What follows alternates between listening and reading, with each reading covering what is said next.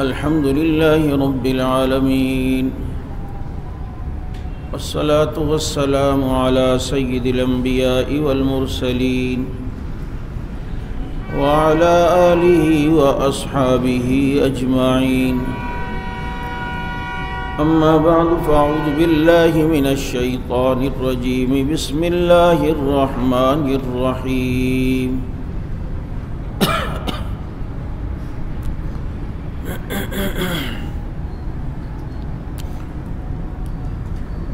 وقل جاء الحق وزهق الباطل إن الباطل كان زهوقا.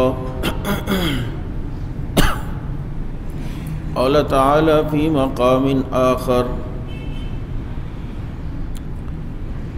محمد رسول الله والذين معه أشداء على الكفار رحماء بينهم. وقال تعالى في مقام آخر: وقلت استغفروا ربكم إنه كان غفارا يرسل السماء عليكم مدرارا. صدق الله مولانا العظيم. درود پاک.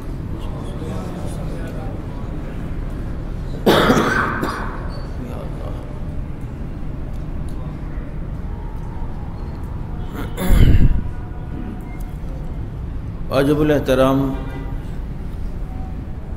رجب کے مہینے کی ابتدا ہو چکی ہے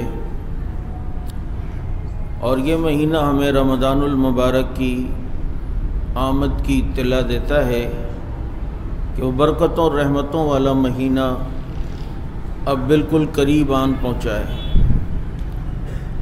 اسی لیے آپ صلی اللہ علیہ وسلم رجب کے مہینے سے ہی رمضان المبارک کی تیاری فرماتے تھے.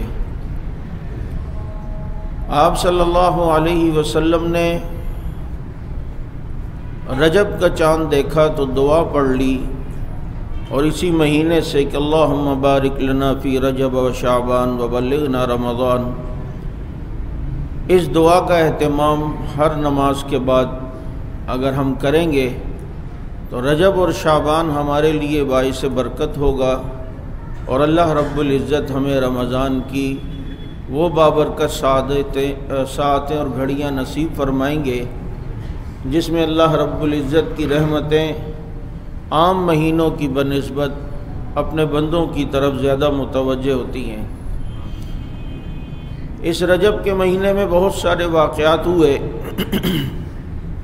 بعض مورخین نے لکھا ہے کہ حضرت نوح علیہ السلام کے دور میں جو طوفان آیا تھا وہ طوفان رجب کے مہینے سے شروع ہوا. جب اپنی قوم کو 1000 سال تک تقریباً سمجھاتے رہے، لیکن وہ قوم بالکل ماننے کے لیے تیار نہیں تھی. اس قوم کا المیہ یہ کہ وقت کا نبی انہیں سمجھاتا ہے، لیکن اس قوم کی بات سمجھ میں نہیں آتی. کان الناس امۃ واحدہ، یہ ساری انسانیت، یہ سارے لوگ ایک امت اور ایک عقیدے پر تھے. سب سے پہلے جو شرک شروع ہوا وہ حضرت نوح علیہ السلام کے دور سے شروع ہوا. حضرت نوح علیہ السلام کے دور میں 5 بزرگ یغوث، یعوق، نصر، ود، سوا اللہ والے لوگ تھے. انتقال ہو گیا تو لوگوں کو ان سے محبت بہت تھی، تو شیطان انسانی شکل میں آ کر ادھر لوگوں سے کہنے لگا کہ تمہیں ان کی یاد ستاتی ہے، تم ان کی شکلوں کے بت بناؤ، تصویریں بناؤ، جب یاد آئے دیکھ لینا، دل ٹھنڈا کر لینا. انہوں نے یہ کام شروع کیا. حضرت نوح علیہ السلام نے منع کیا کہ دیکھو بعد میں یہ کوئی اور عقیدہ بن جائے گا، لیکن ان کی سمجھ میں بات نہیں آئی. وہ کہنے لگے کہ جناب ہم تو یہاں پر صرف ان کی شکلوں کے بت بنا رہے ہیں، صرف دل کو ٹھنڈا کرنے کے لیے. ان کی یاد آئے گی، دیکھیں گے، دل کو تسلی ہوگی، باقی عبادت تو ان کی ہم نہیں کریں گے. اب یہ کھیپ جب گئی ہے تو ان کی جو نسلیں آئی ہیں تو شیطان نے ان کے ذہنوں میں یہ بات ڈالی کہ تمہارے آباء و اجداد کے معبود یہی تھے. اور یہ تمہارے آباء و اجداد کے خدا تھے، اب انہوں نے انہی کو معبود بنا لیا، مشکل کشا بنا لیا، حاجت روا بنا لیا، بگڑی بنانے والا بنا لیا، دکھ درد دور کرنے والا بنا دیا۔ اب یہ قوم مکمل طور پر شرک کی دلدل میں پھنس گئی۔ بڑوں کی غلطی کا خمیازہ چھوٹوں کو بھگتنا پڑا کہ اگر وہ پہلے دن ہی وقت کے نبی کی بات مان لیتے تو شاید ان کی نسلیں اس انداز میں نہ آتی۔ اس سے ہمیں سبق ایک ملتا ہے کہ بعض دفعہ ہم اپنے گھر کے اندر کوئی ایسی مذہبی رسم ادا کر رہے ہوتے ہیں جو ہم سمجھ رہے ہوتے ہیں کہ نہیں ایسا کوئی بات عقیدہ نہیں ہے، لیکن وہ بعد میں آپ کی جو اولاد آئے گی وہ تو پکے اس عقیدے پر۔ یہی وجہ ہے سندھ کے اندر یہ رافضی اور شیعہ لوگ ایک سنی کم ذہن اور کچے عقیدے کے یہاں آتے ہیں اور کہتے ہیں دیکھو تمہارا کام نہیں ہو رہا، یہ صرف علم لگا دو، باقی تم نمازیں اپنی پڑھو سر، لیکن اس کی لگاؤ، دیکھو تمہارے گھر برکتیں ہوں گی، رحمتیں ہوں گی اور تمہاری مصیبتیں دور ہوں گی، وہ لگا لیتے ہیں۔ اب یہ تو بڈھے خود سے چلے گئے، بعد میں جو ان کی اولادیں وہ تو سمجھتے تھے ہمارے ابا ہمارے اماں جو ہے وہ اسی عقیدے پر تھے اور یہی لوگ تھے۔ اور سندھ کے اندر نہیں بلکہ کئی جگہوں پر جو یہ قوم زیادہ پھیلی ہے اس کی وجہ یہ ہے کیونکہ دماغ ان کا یہودیوں والا ہے، یہ فوری رزلٹ نہیں چاہتے، فوری نتیجہ نہیں چاہتے۔ وہ کہتے ہیں بھلے 50 سال بعد ہمیں کوئی نتیجہ ملے لیکن ملے ضرور۔ اسی طریقے سے یہ ہنگو پارا چنار کے یہ لوگ اسی انداز میں گمراہ ہوئے ہیں۔ اب اس نے تو یہ کہا کہ یہ چیز صرف برکت کے لیے لگا دو، اور اس پاگل نے بھی برکت کے لیے لگا دی، اور جناب اور بعد میں آنے والی نسلیں سمجھی کہ یہ کوئی ہمارے لوگ اسی مذہب پر تھے، اسی عقیدے پر تھے، اور پھر یوں نسلوں کی نسلیں گمراہ ہوئی ہیں۔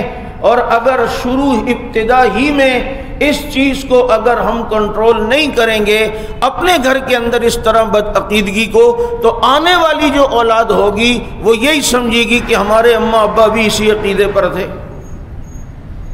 بعض دفعہ اس طرف توجہ نہیں ہوتی۔ یہ دیکھیں نوح علیہ السلام کے دور میں اسی طریقے سے یہ پھر شرک کی ابتدا ہوئی۔ 900 سال سے زیادہ عرصہ حضرت نوح علیہ السلام قوم کو سمجھاتے رہے لیکن قوم سمجھنے کے لیے تیار نہیں۔ پھر نوح علیہ السلام کے ہاتھ اٹھ گئے اور بد دعا دے دی کہ اے اللہ میری اس قوم کو غرق کر دے، تباہ کر دے۔ اللہ نے کہا کہ اب طوفان آئے گا۔ وہ طوفان آیا اور ساری قوم اس کے اندر غرق ہوئی۔ حضرت نوح علیہ السلام نے کشتی بنائی، اس کشتی کو اللہ رب العزت نے حضرت نوح علیہ السلام کو بذریعے وحی یا فرشتے کے ذریعے وَاصْنَعِ الْفُلْكَ بِأَعْيُنِنَا ہمارے سامنے بناؤ کا مطلب یہ کہ ہماری سرپرستی میں اور ہمارے بتلانے سے بناؤ، کیونکہ کشتی کی پہلی ایجاد اور پہلی دنیا میں کشتی حضرت نوح علیہ السلام کے دور سے ہی شروع ہوئی ہے اور انہوں نے ہی بنائی ہے۔ قوم کہنے لگی پانی پینے کو نہیں ملتا، یہ کہتے ہیں پانی ہی پانی ہوگا۔ اب جناب کشتی بنائی، قوم نے مذاق بنانا شروع کیا اور پھر آ کر اس میں پیشاب کرنے لگے، باتھ روم میں استعمال کرنے لگے، اور پھر اللہ نے آپ جانتے بیماری پھیلا دی، ان کے جسموں میں لگی۔ اب ایک شخص آیا اور پیشاب کے بہانے سے بیٹھا، اس کا پاؤں پھسلا اور جناب وہ اندر ماشاءاللہ ڈبکی لگا کے باہر جب آیا تو وہ بالکل صحیح ہو گیا۔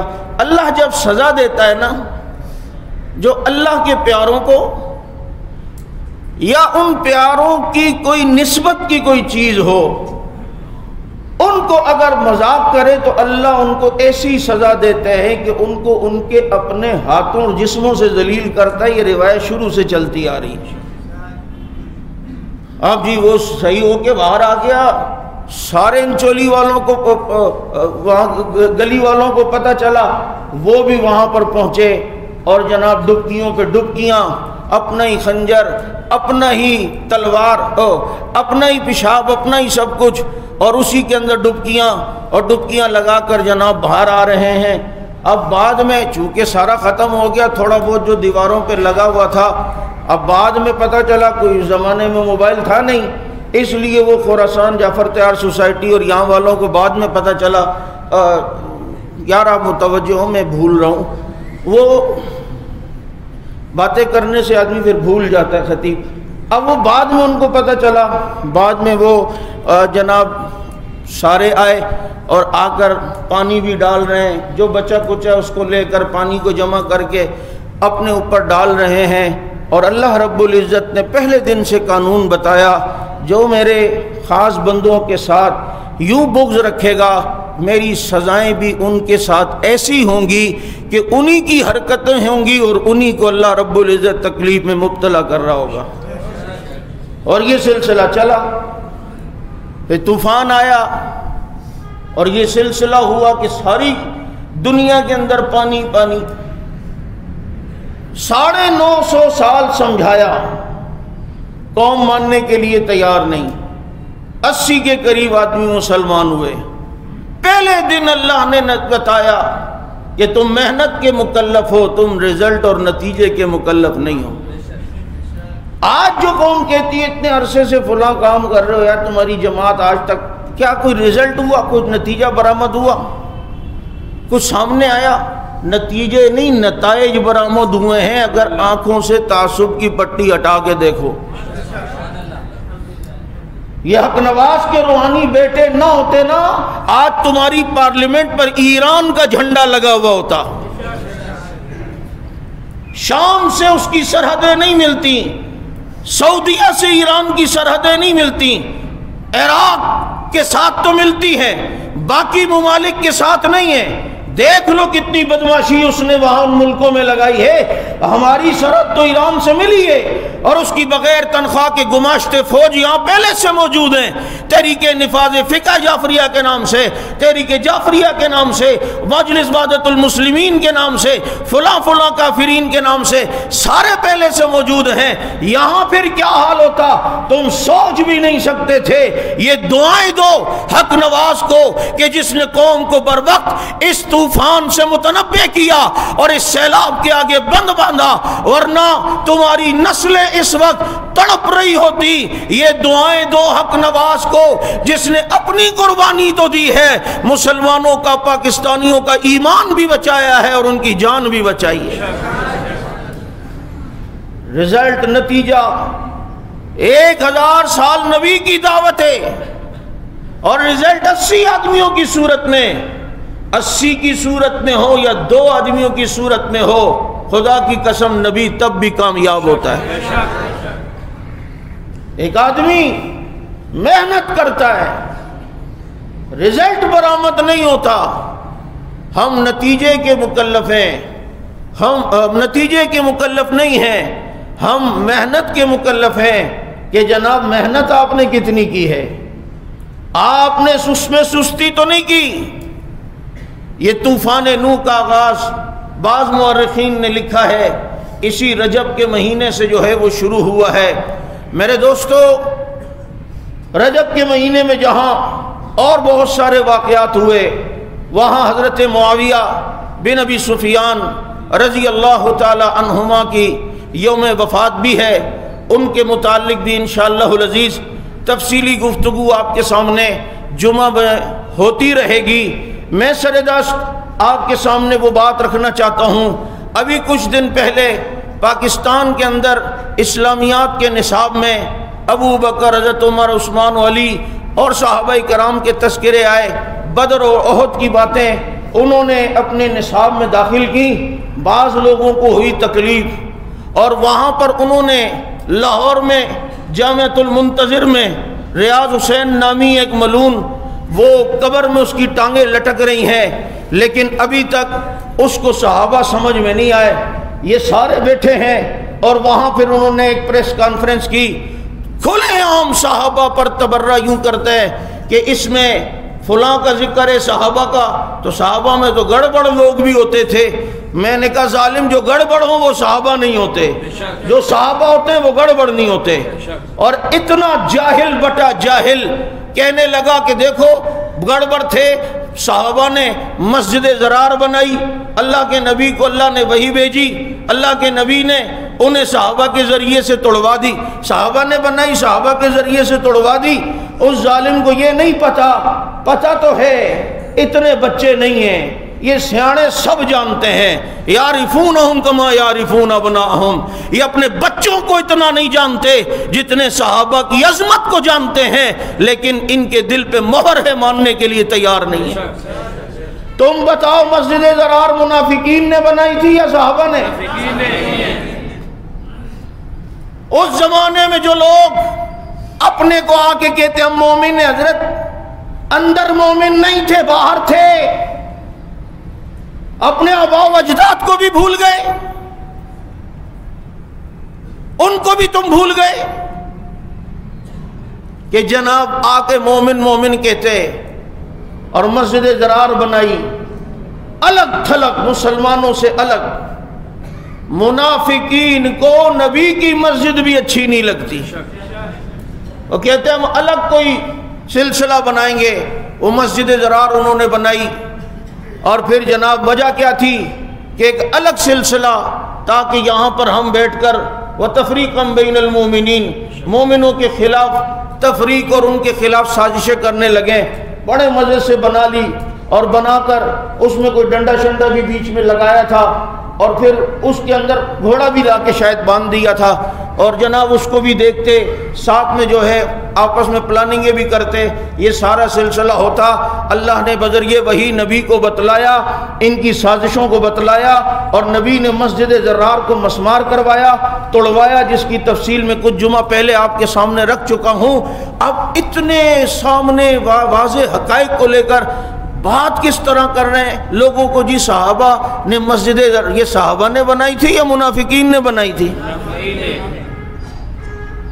یاد رکھو صحابہ کرام رضوان اللہ تعالی علیہم اجمعین وہ پاکیزہ نفوس ہیں جنہوں نے تربیت نبی کی مجلس میں حاصل کی ہے۔ اور پھر تکلیف کس بات کی ہو رہی ہے؟ تکلیف صرف اس بات کی کہ ان نصاب میں ابو بکر عمر کا نام کیوں آیا، اس نصاب میں حضرت عثمان کا نام کیوں آ گیا ہے، حضرت عائشہ کا نام کیوں آ گیا ہے۔ اور پھر ابو ہریرہ پر تنقید۔ مجھے بتاؤ مسلمانوں، ابو ہریرہ نہ رہے تو تمہارے پاس کچھ دین پھر رہے گا اس صورت میں؟ ابو ہریرہ رضی اللہ تعالیٰ عنہ کہ وہ تو جعلی حدیثیں بناتا تھا، جھوٹی حدیثیں بناتا، نبی کے صحابہ سے بد اعتمادی۔ اس قوم نے ہمیشہ ان سے نفرت کی ہے جس شخصیت نے دین کا کام سب سے زیادہ کیا۔ حضرت خالد بن ولید رضی اللہ عنہ پہ تنقید کہ جناب وہ تو نبی اپنے کو خود ہی سیف من سیف اللہ کہتے تھے، انہوں کہتے تھے یا نبی نے فرمایا خالد سیف من سیف اللہ ہے؟ وہ سیف من سیوف اللہ، اللہ کی تلواروں میں سے ایک تلوار ہے۔ خالد سے کیوں چڑھے؟ اس لیے چڑھے کہ خالد نے ایرانیوں کو دن میں تارے دکھائے تھے۔ اور ابو ہریرہ رضی اللہ تعالیٰ عنہ جو سن 7 ہجری میں مسلمان ہوئے، دوس قبیلے کے تھے، وہاں سے سارا قبیلہ مسلمان ہونے کے لیے آیا۔ پتہ چلا کہ نبی خیبر میں گئے ہیں، تو وہیں سے رستہ تبدیل کر کے خیبر پہنچے ہیں۔ وہاں نبی علیہ الصلوۃ والسلام کے ہاتھ پر کلمہ پڑا ہے، اور پھر جناب وہ ابو ہریرہ نبی کے دروازے پہ رہتے تھے، ہر وقت نبی کے دروازے پہ پڑے رہتے تھے۔ کہیں سے کوئی حدیث مل جائے، میرے پیغمبر کی کوئی ادا مل جائے، میرے پیغمبر کی کوئی بات بن جائے۔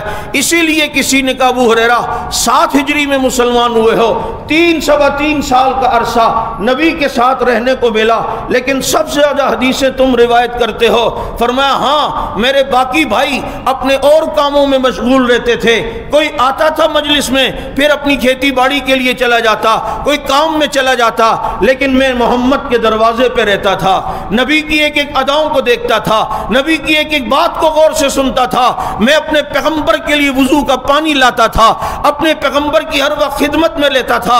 اس لیے میں نے پیغمبر کے ساتھ جو وقت کم تو گزارا، لیکن پیغمبر کی اداؤں کو، پیغمبر کی باتوں کو میں نے اپنے سینے میں محفوظ کیا۔ کون؟ ابو ہریرہ، جو ایک دن نبی کے پاس آئے، اللہ کے نبی دعا کریں اللہ میرا حافظ معاوضہ مضبوط کر دے۔ میرے نبی نے حضرت ابو ہریرہ رضی اللہ تعالیٰ عنہ کے لیے دعا کی، یہاں تک کہ ایک روایت میں آتا ہے کہ ابو ہریرہ رضی اللہ تعالیٰ عنہ اور باقی ان کے ساتھی اصحاب صفہ میں ہوتے تھے، اور صفہ کے لوگ بڑے غریب ہوا کرتے تھے۔ یہ صفہ ایک چبوترا تھا جہاں تعلیم حاصل کرنے والے صحابہ فقر و فاقہ کے اندر رہتے تھے، کبھی مل گیا تو کھا لیا، نہیں ملا تو پرواہ نہیں، فاقہ گزار لیا۔ یہ ابو ہریرہ اپنے ساتھیوں کے ساتھ دعائیں کر رہے ہیں، اتنے میں نبی آ گئے، نبی نے سن لی، فرمایا کرو دعا کرو۔ اب پہلے انہوں نے دعا کی، نبی نے آمین فرمائی، پھر ابو ہریرہ نے ہاتھ اٹھائے اور کہا اللہ میں تجھ سے دعا کرتا ہوں، میرے ان ساتھیوں نے جو دعائیں مانگی مجھے وہ بھی عطا فرما، اور جو انہوں نے نہیں مانگی اس میں یہ دعا تھی کہ اے اللہ مجھے وہ علم عطا فرما جو علم نافع ہو اور جو علم بھولنے والا نہ ہو، وہ میں کبھی بھولوں نہیں۔ ابو ہریرہ دعا کر رہے ہیں اور اللہ کا نبی آمین کہہ رہا ہے۔ اللہ کے نبی نے ابو ہریرہ کو دعا دی اور ابو ہریرہ کی دعا پہ آمین فرمائی۔ اتنے میں ایک صاحب بول اٹھے، اللہ کے نبی یہ دعا میں بھی کرتا ہوں، اس پہ بھی آمین کہیں جو ابو ہریرہ نے فرمائی۔ فرمایا نہیں، دوسری نمبر لے گیا ہے، ابو ہریرہ نمبر لے گیا ہے۔ یہ ابو ہریرہ رضی اللہ تعالیٰ عنہ نبی علیہ الصلوۃ والسلام کے پاس ایک دن آئے، اللہ کے نبی میں بہت پریشان ہوں، والدہ کے لیے آپ دعا کریں، دعا کریں کہ اللہ میری والدہ کو ہدایت دے، آج تو میری والدہ نے انتہا کر دی، مجھے رلا دیا۔ نبی نے دعا کر لی، اللہ ابو ہریرہ کی والدہ کو ہدایت دے۔ ادھر دعا چل رہی ہے اور ختم بھی ابھی پوری نہیں ہوئی، ابو ہریرہ بھاگ رہے ہیں، کہاں جا رہے ہو؟ آج دیکھنا چاہتا ہوں ابو ہریرہ گھر پہ پہلے پہنچتا ہے یا محمد کی دعا عرش پہ پہنچتی ہے۔ اور جا کر دروازے پہ دستک دی، جواب نہیں آیا، کان لگایا تو پانی کے قطروں کی آواز آ رہی، سمجھ گئے کہ والدہ غسل کر رہی ہے اور لگتا ہے دعا قبول ہو گئی۔ تھوڑی دیر کے بعد والدہ نے دروازہ کھولا، بالوں سے پانی ٹپک رہا تھا، اپنے بیٹے ابو ہریرہ کو دیکھ کے کہنے لگی، بیٹا اشہد ان لا الہ الا اللہ و اشہد ان محمد رسول اللہ۔ کیا خوشی کی انتہا! ابو ہریرہ بھاگتے ہوئے نبی کے پاس آئے، اللہ کے نبی اللہ نے دعا سن لی، اللہ نے میری والدہ کو ہدایت دے دی۔ اگلی بات البدایہ میں جو لکھی ہے وہ سننے کے قابل ہے، اور ان مکرو چہروں کو اس تناظر میں، دعا کے تناظر میں دیکھنا، جو مکرو چہرے ابو ہریرہ کے خلاف بک بک کرتے ہیں۔ اللہ کے نبی میری والدہ کی ہدایت کی دعا کی آپ نے، اللہ نے قبول کی، ایک دعا اور کرتا ہوں، ایک دعا اور کرواتا ہوں، آپ دعا میرے لیے وہ کریں۔ فرمایا کیا؟ فرمایا اللہ کے نبی آپ دعا کر لیں کہ اللہ رب العزت مجھے وہ مقام دے کہ ہر مومن مجھ سے محبت کرنے والا ہو، اور جس مومن نے مجھے دیکھا ہے یا جو مومن مجھے نہ دیکھا، مجھے نہ دیکھے، وہ سارے میرے لیے سے محبت کرنے والے ہوں۔ تو اللہ کے نبی نے یہ دعا فرما دی کہ اللہ جو ابو ہریرہ کو دیکھے اور جو مومن نہ دیکھے، اللہ سارے ابو ہریرہ سے محبت کرنے والے ہوں۔ نبی نے دعا کی، پہلی دعا بھی قبول ہوئی، یہ بھی قبول ہوئی۔ پتہ چلا ابو ہریرہ سے محبت وہی کرے گا جو مومن ہو، جو مسلمان کا بچہ ہو، جو ایمان والا ہو۔ واہ ابو ہریرہ تیری دعا پہ قربان جاؤں، تیری دعاؤں نے منافقین اور مومنین میں فرق کر کے دکھا دیا۔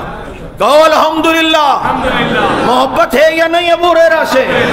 ابو ہریرہ ہمارے ایمان کا حصہ، نبی کے پاس بیٹھے۔ والسابقون الاولون من المہاجرین والانصار میں لا یستوی منکم من انفق من قبل الفتح وقاتل کی فضیلت میں ابو ہریرہ شامل ہیں۔ یہ ابو ہریرہ رضی اللہ تعالیٰ عنہ کی دعا، ایک بلی پالی تھی، دن بھر اس کے ساتھ کہیں اگر جاتے کام ادھر بھی تو ساتھ بلی کو رکھتے، رات کو آ کے تھوڑا فرصت ملتی بلی سے کھیلتے۔ لوگ ابو ہریرہ کہنے لگے تو بس ابو ہریرہ کے نام سے ہی مشہور ہو گئے، نبی بھی پھر ابو ہریرہ ہی کہتے تھے۔ بس نبی نے ابو ہریرہ کہہ دیا تو ابو ہریرہ نے کہا آئندہ میرا یہی نام ہے۔ یہ ابو ہریرہ رضی اللہ تعالیٰ عنہ ہیں۔ میرے دوستو، صحابہ کرام رضوان اللہ علیہم اجمعین میں ایک نمایاں کردار رکھنے والے، جن کے حافظے کے لیے پیغمبر نے دعا دی ہے، جن کی قوت حافظہ کے اللہ ان دعاؤں میں سے کچھ زکوٰۃ ہمیں بھی نصیب فرما، ہمارے طالب علم بھائیوں علماء کو ہم سب کو نصیب فرما۔ ابو ہریرہ رضی اللہ عنہ کی اس علم کی میراث سے ہمیں کچھ نصیب فرما۔ ابو ہریرہ وہ عظیم انسان ہے، حضرت علی رضی اللہ تعالیٰ عنہ، ابو ہریرہ فرماتے ہیں میں نبی کے پاس آیا، نبی یوں بیٹھے ہوئے تھے اور حضرت علی کے سینے کے ساتھ نبی کی پیٹھ سے سہارا تھا، اور پھر نبی نے مجھے کہا ابو ہریرہ قریب آ جاؤ، میں قریب ہوا، فرمایا اور قریب آ جاؤ، میں اور قریب ہوا، فرمایا اور قریب آ جاؤ، تو ابو ہریرہ کہتے ہیں میری پاؤں کی انگلیاں نبی کے پاؤں کی انگلیوں سے ٹچ ہو رہی تھی، اتنے قریب نبی نے بلایا، کہا اپنی چادر کا پلو دو، چادر کا پلو دیا، اور میرے نبی نے پھر ابو ہریرہ کو دعا دی ہے۔ ابو ہریرہ رضی اللہ تعالیٰ عنہ اتنا قریب نبی کے، اتنی محبت، اور جب بھی اصحاب صفہ یا کبھی کوئی اعلان نبی نے مدینے میں کروانا ہوتا یا کسی کے پاس پیغام بھجوانا ہوتا تو نبی ابو ہریرہ کو کہتے، اور پتہ ہے کیوں کہتے؟ کہ ہر وقت جو اویلیبل تھا، ہر وقت جو نبی کے دروازے پہ دستیاب تھا، اسے دنیا ابو ہریرہ کہتی ہے۔ کہتے ہیں کہ فاقوں کا یہ حال تھا، فاقوں کا یہ حال کہ لوگ مجھے دیوانہ سمجھتے تھے، حالانکہ میں دیوانہ نہیں تھا۔ حدیث میں مقام دیکھیں، آپ جانتے ہیں علماء نے کچھ طبقات ذکر کیے ہیں، تقریباً 5 کے قریب صحابہ میں جو محدثین ہیں۔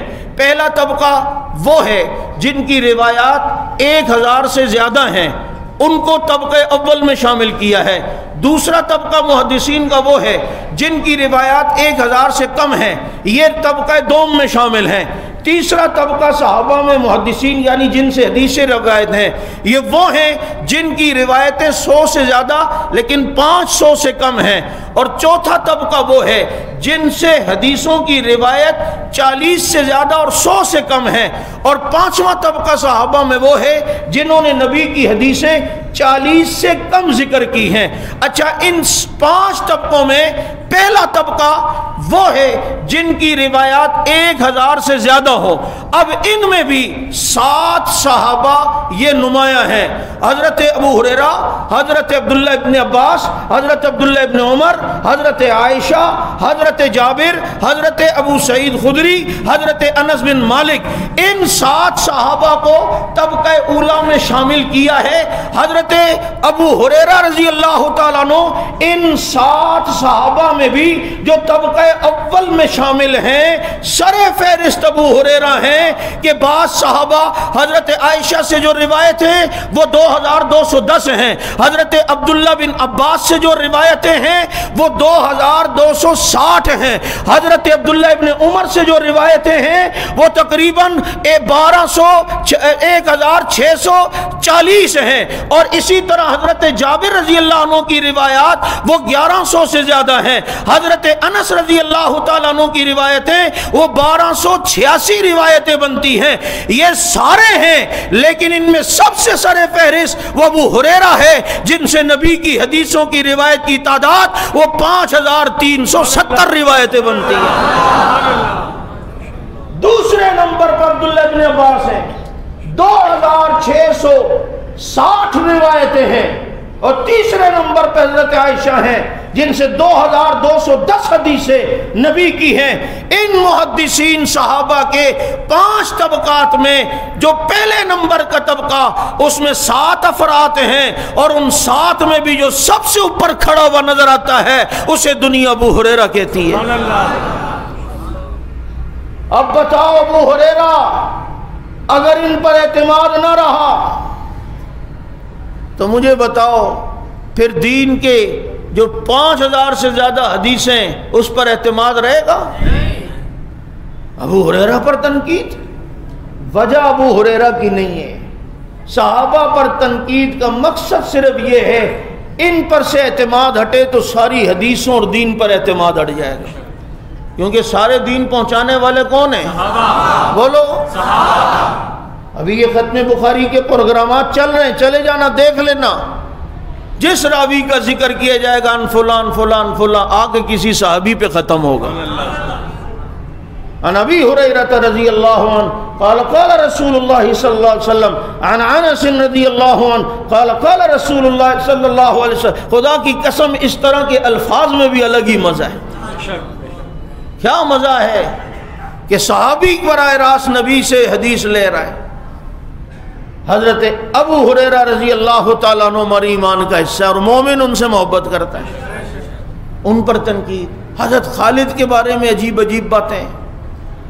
ابو ہریرہ رضی اللہ تعالی عنہ صرف محدث نہیں ہیں، فقہاء صحابہ میں فقیہ بھی ہیں. اور اس ظالموں نے نہ شاعر نبی کو بھی نہیں چھوڑا. حضرت حسان بن ثابت رضی اللہ تعالیٰ عنہ. صاف بات یہ ہے، ہم اداروں حکومت ریاست اور سب سے یہ کہنا چاہتے ہیں یہ کیا مسئلہ ہے، اسے اتنا ہلکا کیوں لیا جا رہا ہے صحابہ کرام کے معاملات کو.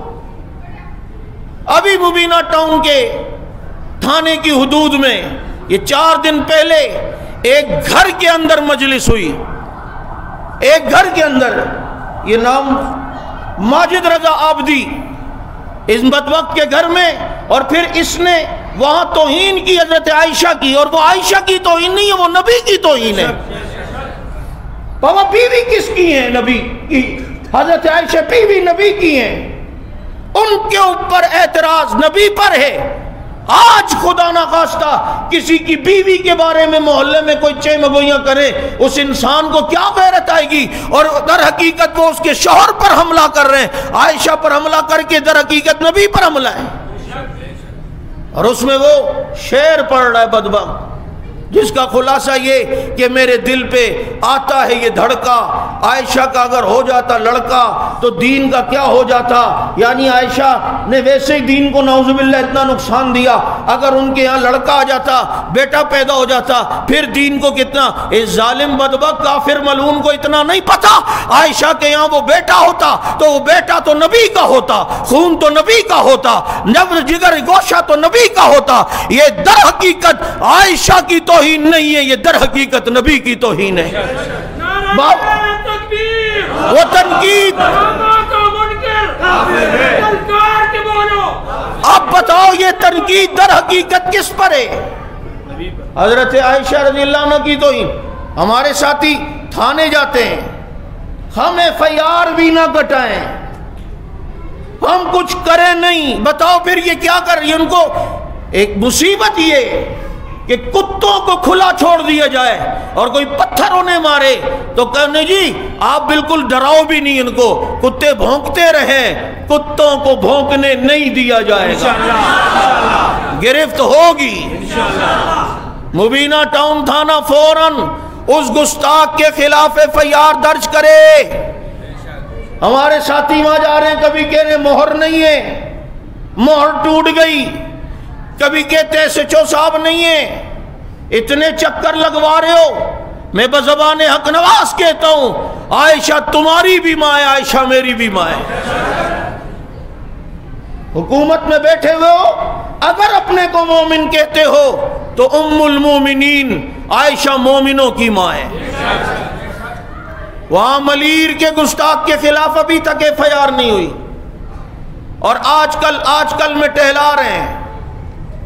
یہ ٹہلنانا اور اس طریقے سے دھوکہ دینا یہ قابل قبول نہیں ہے. ہم انشاءاللہ یہ FIRیں کٹوا کر رہیں گے اور مجرموں کو گرفتار کروا کے رہیں گے.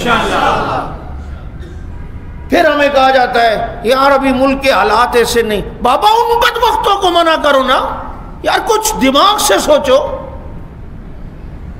ایک آدمی کہتا ہے خدا نخواستہ پاکستان مردہ باد، اس کے مقابلے میں ایک آدمی کہتا ہے پاکستان زندہ باد.